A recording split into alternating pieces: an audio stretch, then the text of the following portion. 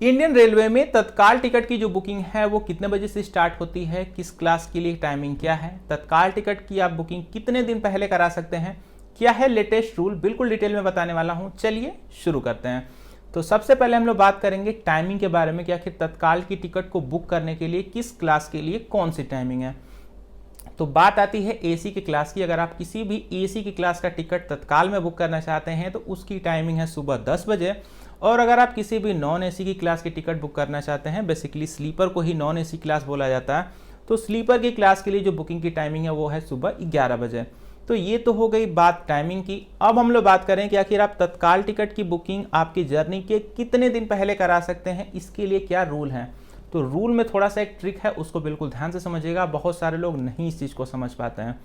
तो रेलवे का रूल ये कहता है कि आप अपने तत्काल की टिकट की जो बुकिंग है ट्रेन के शेड्यूल डिपार्चर टाइमिंग के 24 घंटे पहले करा सकते हैं। अब यहीं पे मैंने एक वर्ड यूज़ किया है, शेड्यूल डिपार्चर टाइमिंग। इसी वर्ड को बस आपको समझना है। अगर आप इसको समझ गए तो सारी कहानी आपकी समझ में आ जाएगी। पहले तो मैं मिथ बता देता हूँ कि बहुत सारे लोग किस कन्फ्यूज़न में रहते हैं। बहुत सारे लोगों को यही लगता है कि जो तत्काल टिकट की बुकिंग है जर्नी की एक दिन पहले हो जाती है।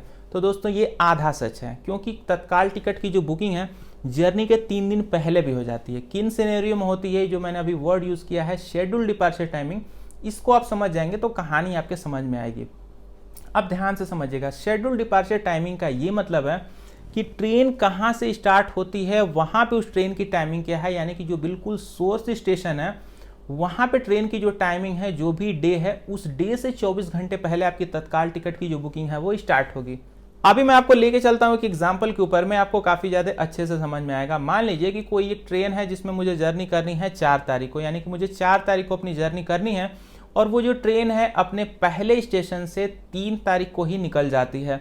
तो मुझे जो तत्काल टिकट की बुकिंग है वो 2 तारीख को करानी पड़ेगी, क्योंकि ट्रेन का जो भी फर्स्ट स्टॉपेज वाला टाइमिंग होगा उससे मुझे एक दिन पहले यानी कि 2 तारीख को ही बुकिंग करानी पड़ेगी। अगर मुझे यहाँ पे 4 तारीख को जर्नी करनी है तो जो मुझे बुकिंग है वो 3 तारीख को नहीं 2 तारीख में करानी पड़ेगी।